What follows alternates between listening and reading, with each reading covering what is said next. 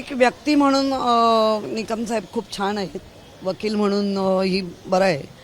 पण याच्यामध्ये भाजपचं चांगलंच राजकारण दिसून येतं की जास्तीत जास्त असे वकील वगैरे ज्यांनी स्वतःच्या पायावर, स्वतःच्या हिमतीवर मराठी मॅट्रिमोनीवर मिळतो सगळ्यात जास्त चॉईस. मराठी मॅट्रिमोनीने लाखो स्थळं जुळवली आहेत. यापेक्षा चांगली गोष्ट काय असू शकते? मराठी माणसांची नंबर 1 चॉईस मराठी मॅट्रिमोनी.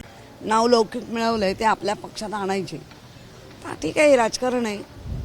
तुमच्या माध्यमातून मी निकम साहेबांना सदिच्छा शुभेच्छा देते. पण ताई ते वकील आहेत, सरकारसाठी त्यांनी अनेक केसेस देखील लढल्या आहेत. अशातच एक वकील जो सरकारच्या बाजूने त्यांनी केसेस लढल्या आहेत, तो आता एका विशिष्ट पक्षासाठी खासदार म्हणून निवडून येतो. हे ज्याने त्याने ठरवायचं असतं ना, मान आणि सन्मान कशात आहे. आता त्यांना असं वाटलं असेल की एका पक्षाच्या खासदारकीमध्ये मान आहे, तो त्यांनी मिळवला, त्यामुळे त्यांना सदिच्छा शुभेच्छा. आता एक दुसरीकडे संजय शिरसाट यांचा एक मुद्दा, त्याचं एक वक्तव्य खरं तर पुन्हा एकदा चर्चेला आलेलं आहे. संभाजीनगरमध्ये ते असताना त्यांनी डॉक्टरांच्या एका कार्यक्रमामध्ये वक्तव्य केले की तुम्हाला पैशांची कमी असेल तर मला सांगा, मी तुम्हाला पैसे देईन, तुम्हाला पैसे देणारे मीच एक बॅग मी तुम्हाला देईन पैशाची. आता ती जी इन्क्वायरी लागली ना, त्याला आधी सामोरं जा.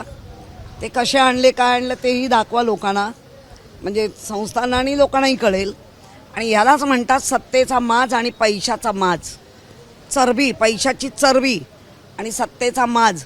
जे डॉक्टर लोक तुझं काहीतरी चांगलं प्रबोधन ऐकायला मिळेल, एक मंत्री म्हणून ऐकायला मिळेल असं डॉक्टरांना वाटलं होतं, पण त्या डॉक्टरांना भिकाऱ्यांच्या लाईनीत आणून उभं केलं. असे हे आमदार आणि असे हे मंत्री महोदय जे स्वतः भिकाऱ्यासारखे पैसे गोळा केले आहेत आणि जे ज्ञानाने मोठे आहेत, ज्ञानार्जन घेण्यासाठी आलेले आहेत, त्यांना भिकाऱ्याच्या लाईनीत आणून उभं करण्याचं काम हे मंत्री महोदय करत आहेत. त्यांचं असं म्हणणं आहे की व्हिडिओ देखील मॉफ केलेला आहे आबरूजावीचा. ठीक आहे, आता ते फडणवीस साहेब गृहमंत्री आहेत, त्यांच्याकडे गृह खातं आहे, मंत्री नाही गृह खातं आहे, आणि ते बघतील हे सगळं मॉब बीप खरंच कोणी केलं असेल काय. पण असा व्हिडिओ म्हणजे तुम्ही टेबलावर आहात, त्या बेडवर आहात, घरातले आहात आणि बाजूला बॅग दिसते, बरं नुसती बॅग नाही दिसत आहे, त्याच्याला लावलेले रबरही दिसत आहेत. नुसतं पैशांचं असे सुटे असते तर कागद आहे म्हणून मोकळे झाले असते, पण ते रबरही लावलेली बंडलच्या बंडलं दिसत आहेत. तुम्ही मिळवलात, कुठल्या पद्धतीने मिळवला, पण ते डॉक्टरांना का भिकारी कटोरं घेऊन उभं राहिल्यावर का त्यांना करता येते. स्वतःच्या हिमतीवर डॉक्टर की पेशा शिकण्याचं म्हणजे मिळवण्यासाठी स्वतःच्या हिमतीवर आहे. तुम्ही त्यांना का कटोरा देताय? तुमचा कटोरा तुम्हाला लागला. दोन्ही ठाकरेंच्या युतीबाबत सामनाच्या रोखोकमध्ये लेख आलेला आहे. दोन्ही ठाकरेंनी युती करावी, एकत्र यावं असं पुन्हा एक आग्रह. आम्ही आमच्याकडनं सगळेच हे आहेत पॉझिटिव्ह आहेत. राज ठाकरेंनी पण सांगितलेलं आहे. आता सामनातला लेख हा नेहमी सगळ्यांसाठी प्रबोधन असतो, तो सर्वांसाठी आहे. राज ठाकरे यांनी आता पक्षबांधणी करायला सुरुवात केलेली आहे. उद्या ते नाशिक दौऱ्यावर आहे. प्रत्येक पक्षाला करायला पाहिजे आणि ते चांगलं करतायत. आता सामनामधून अजून एक उल्लेख करण्यात आला की एकनाथ शिंदेची दिल्लीवारी झाली, मात्र त्या दिल्लीवारीमध्ये एकनाथ शिंदेना अमित शहाने तंबी दिली आहे की महाराष्ट्रामध्ये जे काय झालं ते थांबवा. देवेंद्र फडणवीसांना आता कोणी थांबवू शकत नाही. माहिती नाही बाबा, कारण त्यांच्या प्रवक्त्या आता भलतंच प्रवचन देत असतात. ते केससाठी गेले, ह्याच्यासाठी गेले, त्याच्यासाठी, म्हणजे तेही खोटं.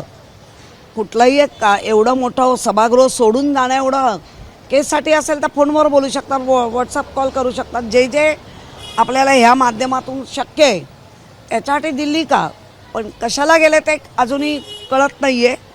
आणि तिकडे महाराष्ट्रासाठी मोठी मोठी इंजेक्शनं भरून ठेवलेली असतात, ती दिली जातात असं कळतंय. हिंदी बोल भोजपुरी बोल म्हणणाऱ्या परप्रांतीय रिक्षाचालकाला शिवसेना आणि मनसेकडून चोप देण्यात आलेला आहे. परप्रांतीयनेच ही तक्रार केलेली होती. बघा, हिंदीवरनं ना काही लोक उगाचाच, म्हणजे सगळेच जे भोजपुरी आहेत, हिंदी आहेत, काही जण सांगतात आम्ही प्रयत्न करू, आम्ही बोलू, हा महाराष्ट्र आहे, आम्ही इथे रोजीरोटीला आलेलो आहोत, आम्ही बोललं पाहिजे, आम्ही प्रयत्न करू. पण काही लोकांचा माज आहे की आम्ही बोलणारच नाही, तो माज महाराष्ट्रात उतरून मिळतोच ना. रोहित पवार यांचं नाव ईडीच्या आरोपपत्रामध्ये आलं आहे. रोहित पवार यांना आधीही त्यांच्यावरती आरोप करण्यात आले होते, मात्र आता पुन्हा एकदा त्यांचं नाव या आरोपपत्रामध्ये आलं आहे. नाही, त्याबद्दल मी बोलणार नाही, कारण ह्या सरकारी संस्था आहेत त्यांचा जसं जसं हे होतं शोध त्याप्रमाणे असेल. पण रोहित पवार हे निर्भीड आहेत, प्रामाणिकपणे सामोरे जात आहेत. आज काँग्रेसची बैठक पार पडणार आहे निवडणुकीच्या अनुषंगाने. तर शिवसेना उद्धव बाळासाहेब ठाकरे पक्षाची रणनीती कशी असेल? स्वबळावर अजून लढणार पक्षाने आमच्यापर्यंत आणलेली नाहीत. पक्षप्रमुख ठरवतील ती रणनीती. एबीपी माझा, उघडा डोळे बघा नीट.